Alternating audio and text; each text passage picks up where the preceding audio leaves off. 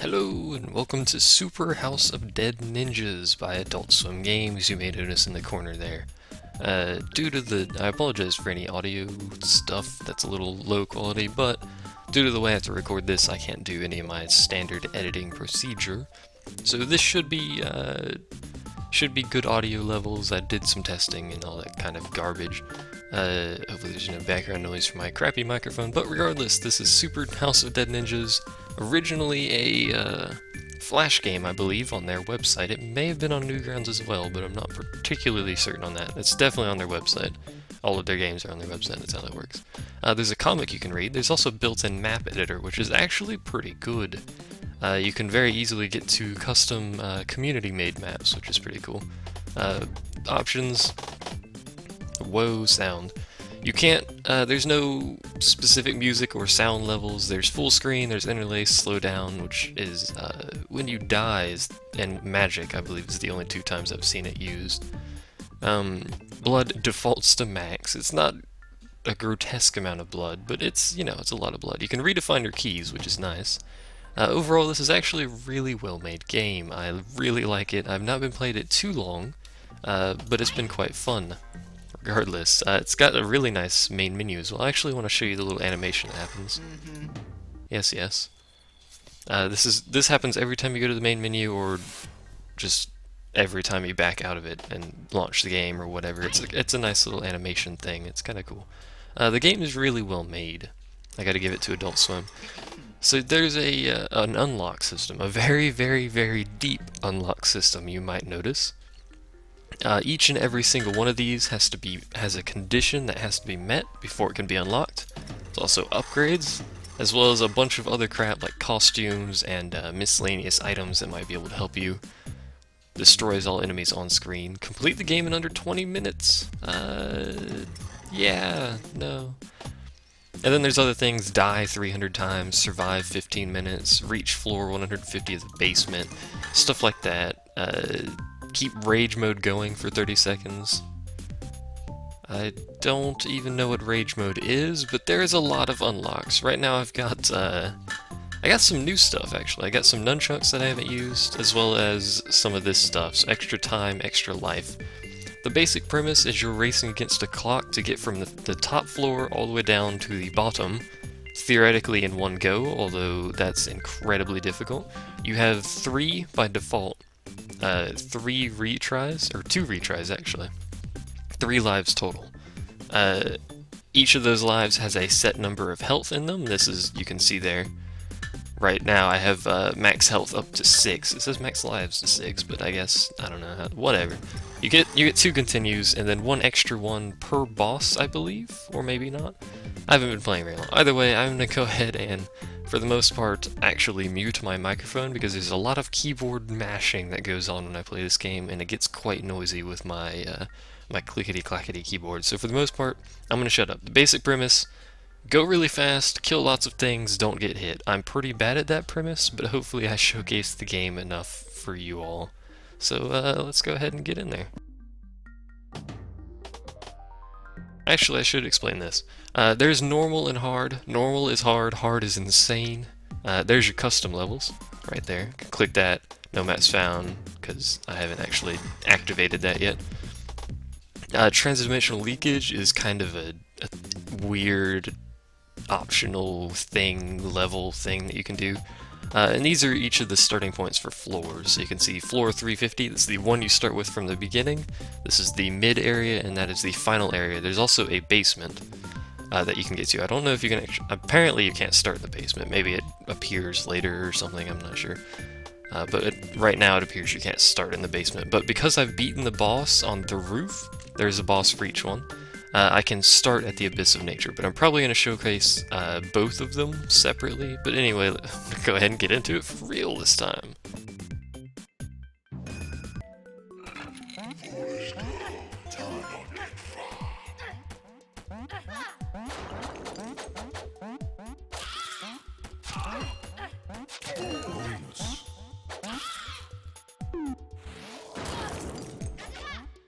Magic.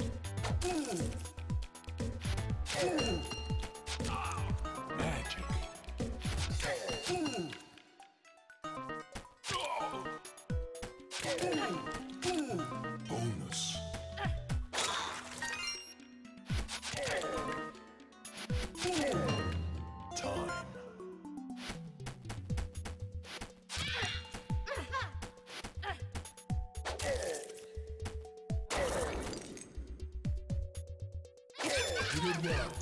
So,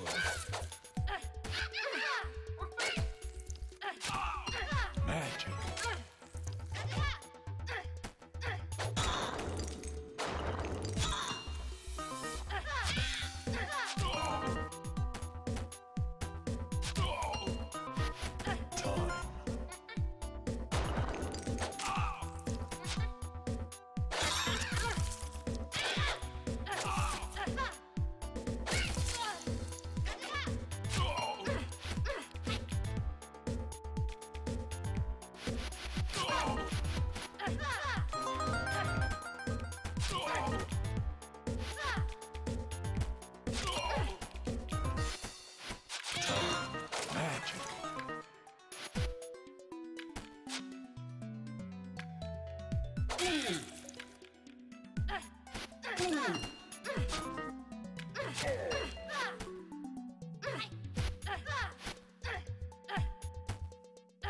This is not good.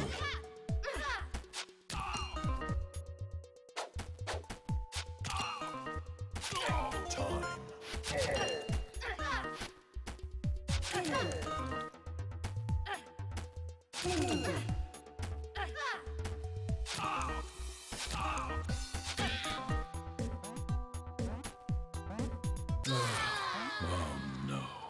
Pretty much just walked right into that one. So you get the general idea there. And there's the continue screen. I'm gonna let it play a little bit. We'll get to see it lose, or we'll get to see me lose here shortly. It's a fast-paced game. Time.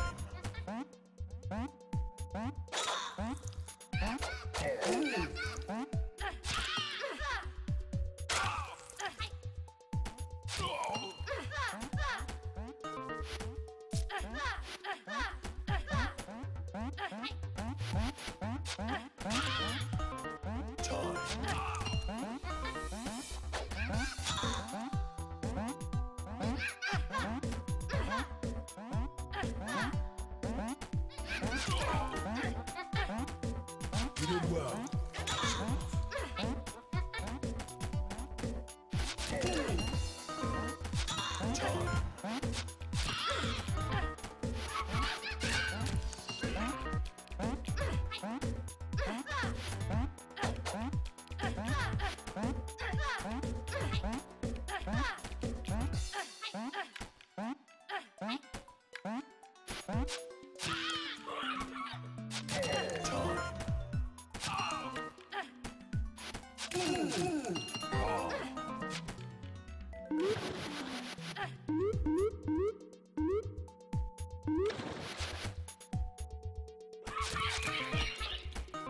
Time. You failed.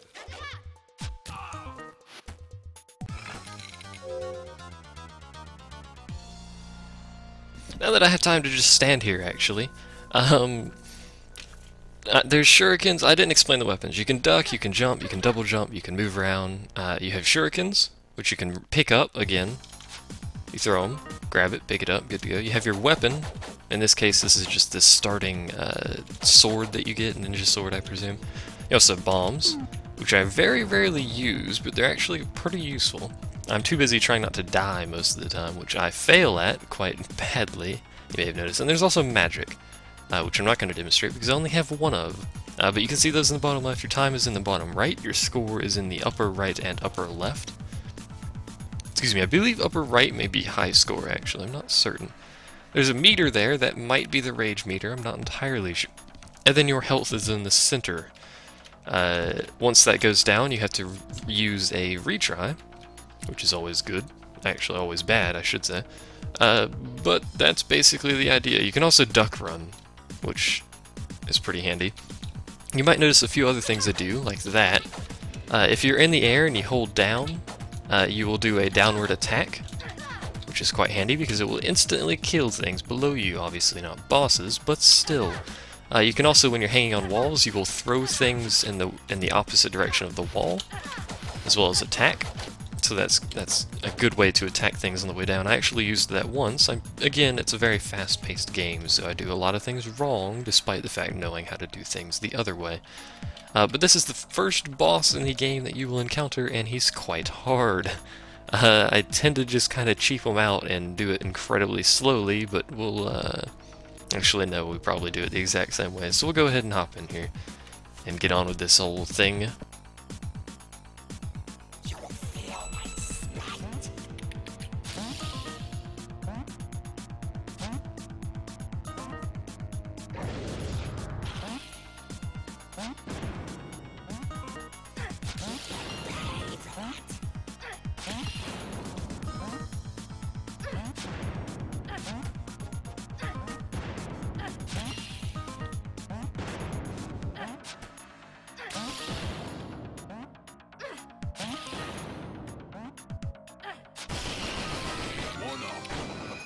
Hooray! And I get a bunch of health and stuff and some other stuff, and I don't have any magic, which makes me sad, and the timer's about to restart, and this is the second level. I'm actually doing surprisingly well. I'm quite bad at this game, you might have noticed, but still doing surprisingly well. But this is the second area. Might be able to get to the boss of this area. I've not beaten him. He's incredibly weird. I don't know how to beat him, really. He just kind of beats the crap out of me until I die and give up. But we'll go ahead and see how well this goes here.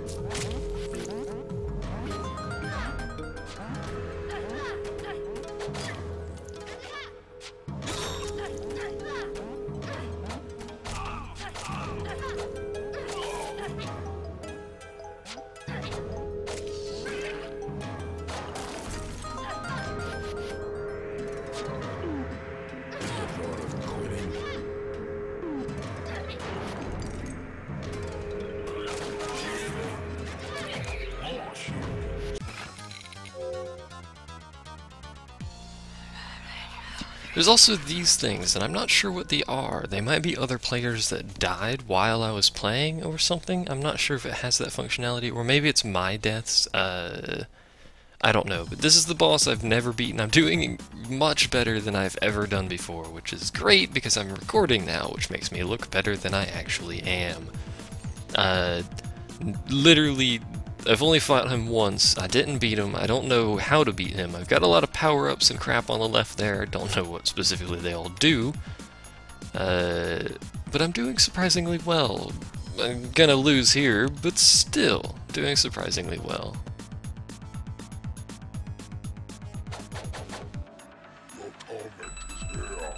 This is a different boss than what I fought.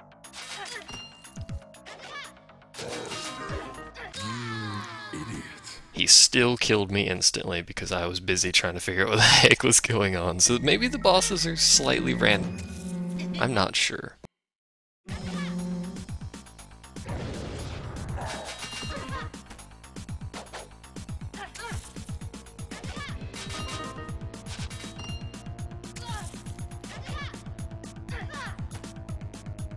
Oops.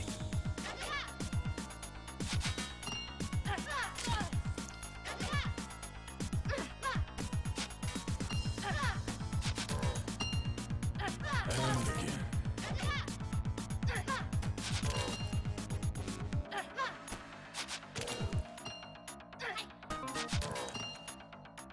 Oops. Oh, I was kind of getting him down. That boss is pretty hard. You gotta, like, perfectly do that jump. I was kind of getting him down, but I didn't quite. So we get to see the losing screen now. Yay!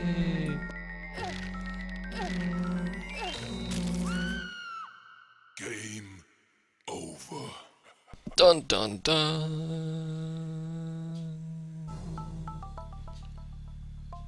So there you go.